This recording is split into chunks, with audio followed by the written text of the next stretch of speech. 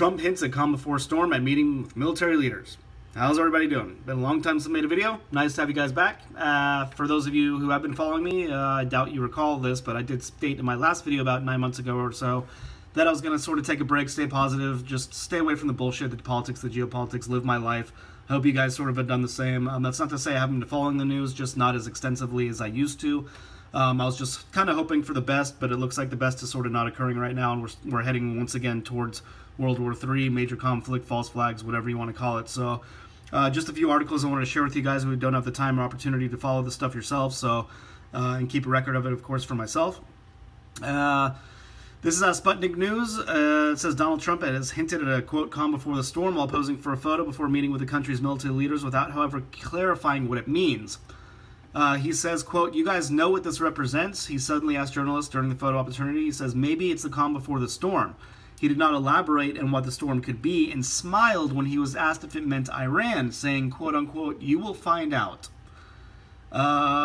Sounds kind of shady to me. If you're a journalist and you're interviewing the President of the United States regarding what he means by a calm before the storm, and he gives you this kind of guilty, evil sort of grin and says, "Oh, you're going to find out." In my personal opinion, that's going to sort of tell me that they're getting ready for some sort of event and some sort of war, if you will, with either Iran, with either Russia, with either China, with either North Korea. Take your pick.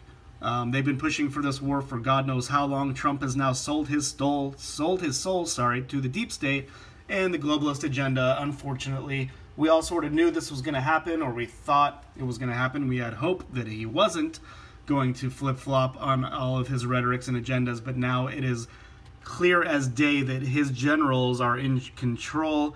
They've either threatened Trump with his by taking him out, assassinating him, or they have some sort of dirt on him that they could expose to the world. Either way, it saddens me to see that a potential patriot such as Donald Trump has completely, basically sold out to the evil cocksuckers behind the curtain, the shadow government, the deep state, New World Order, Illuminati. Take your pick once again. In any case, this just seems a little shady to me. The fact that he just took the Iran nuclear deal off the table, and now these journalists have asked him what this calm before the storm means, and he just gives off this smile, just sitting badly in my stomach. I think he's being pushed right now to get this war finally started that they couldn't get done under Obama, or possibly they're waiting for Trump to take office and then start this war under a right-wing conservative Republican so they could blame the entire thing on us, so to speak, the real patriots, the real truth seekers.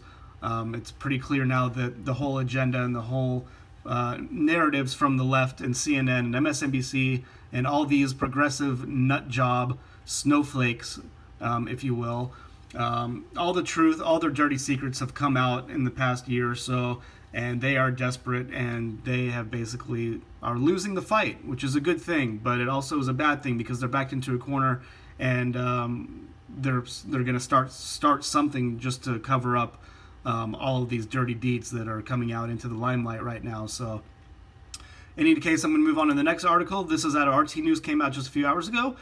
U.S. warship approaches Korean Peninsula for drills with South Korea. They say that these drills were planned a long time ago and they have nothing to do with attention on the Korean Peninsula. I call total bullshit on that, of course.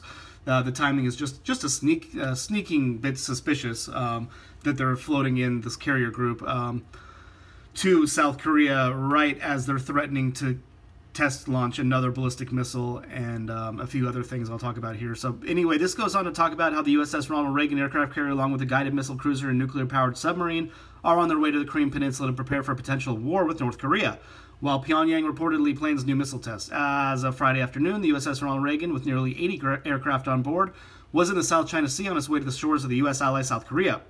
The two allies will conduct joint drills to detect, track, and intercept ballistic missiles in addition to anti-submarine warfare training, Yonhap News Agency reported.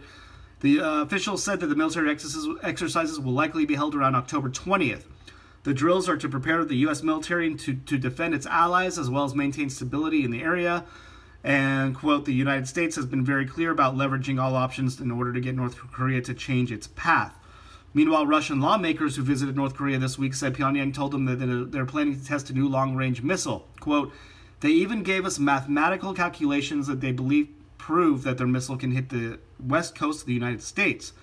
Anton Morozov, a member of the Russian Parliament's International Affairs Committee, said Friday, quote, as far as we understand, they intend to launch one more long-range missile in the near future, and in general, their mood is rather belligerent, which means that they're pretty pissed off. What stood out to me in this quote is that he said they intend to launch one more long-range missile in the near future.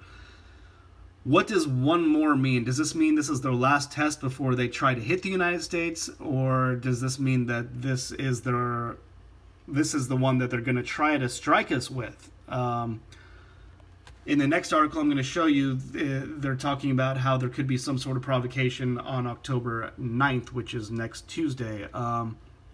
You know what? I'm just going to go straight to that. Actually, I'm done reading this one. So, this is from the U.S. News. This talks about how CIA official predicts North Korea provocation on Columbus Day. Excuse me. A top CIA official for the Korean Peninsula warned Wednesday that the U.S. should be ready for new provocation by North Korea by Columbus Day, October 9th, which coincides with the anniversary of the founding of the political parties that governs in Pyongyang. Stand by your phones, quote, Young-Suk Lee, Deputy Assistant Director of the CIA's Korean Mission Center, said while speaking at a conference organized by the agency at the George Washington University.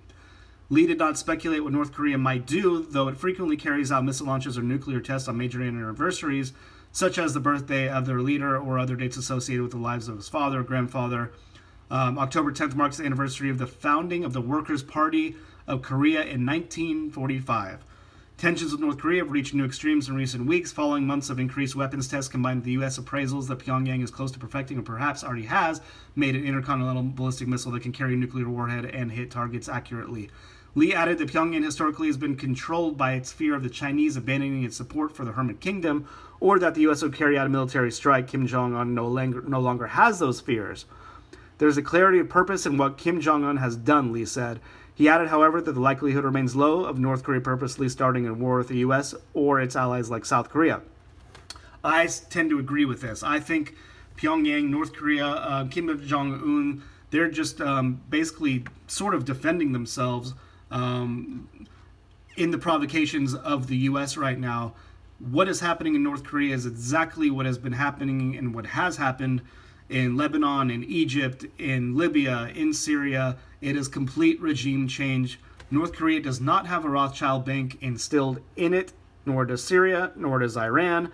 This is why they want to get into these countries and take out their leaders, prop up the dollar, take out their whole democratically elected officials, whether it be Kim Jong-un, whether it be Assad, and it looks like their whole agenda failed in Syria, although something still might pop off there because there is still fighting going on there between U.S.-backed forces and Syrian forces alongside Russia. But Russia and Syria have completely obliterated ISIS, taking them out completely, and now the U.S.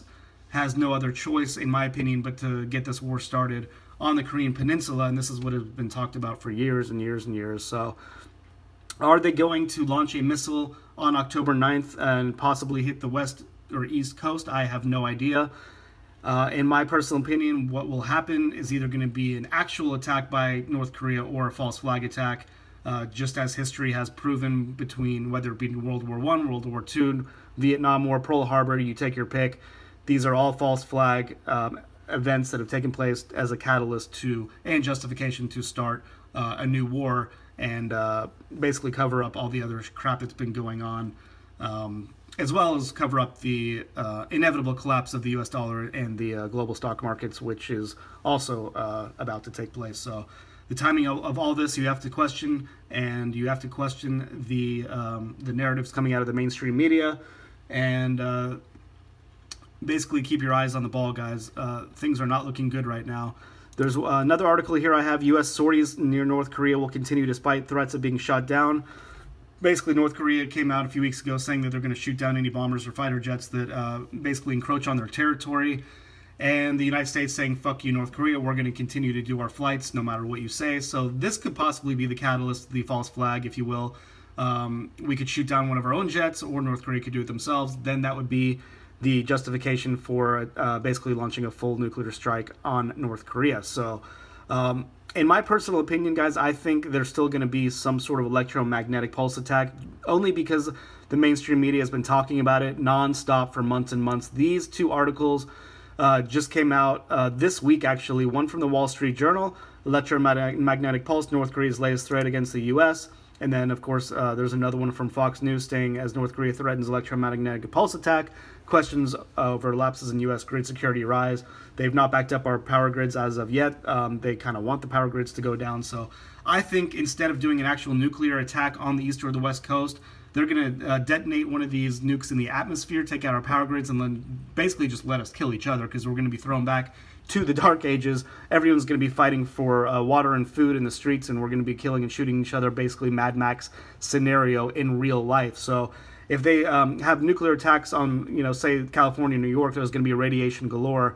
And what good is that going to be to the dickhead New World Order people in charge after they have their whole little war, and after all the smoke clears, there's still going to be all this radiation on the ground. So I personally don't think there's going to be an actual nuke attack on the United States grounds. I think it's going to be this detonation in high altitude from a nuclear bomb taking out our power grids. So I guess only time will tell. So and then just a few more articles, just more fear mongering coming out of the Daily Star. North Korean nuclear attack will hit 10 million people if World War III begins. Another one from Bloomberg: North Korean nuclear strike on Tokyo and Seoul could kill 2.1 million. So, I mean, World War III China, real possibilities. U.S. warned bigger threat than Russia or Nazis. I mean, these are all articles that have literally come out just in the past day or so. They're gearing up for something, guys. They're trying to scare the living crap out of us. And to boot, we've got all this stuff going on with the shooting in Vegas, the hurricanes. I think a lot of these are either staged events, manipulated weather warfare to distract us, or they could be beta tests. Basically, because all these the power grids went down in Puerto Rico, they're still out. I think they're going to be out for like 5 more months, they say. Florida, thousands of homes are still without electricity. They could have been beta tests for this EMP. I'm just speculating there, of course, but it could be a real possibility. The weather changes that are happening, the flooding, the earthquakes, the volcanoes, the meteor sightings are all on a huge, huge uptick right now. And this begs the question, is the whole Planet X Nibiru thing real? For those of you who originally joined my channel, you know that I started this channel because of my Planet X Nibiru research, and I sort of took a step away from that, but I have been following weather-related events lately. Something is causing this uptick.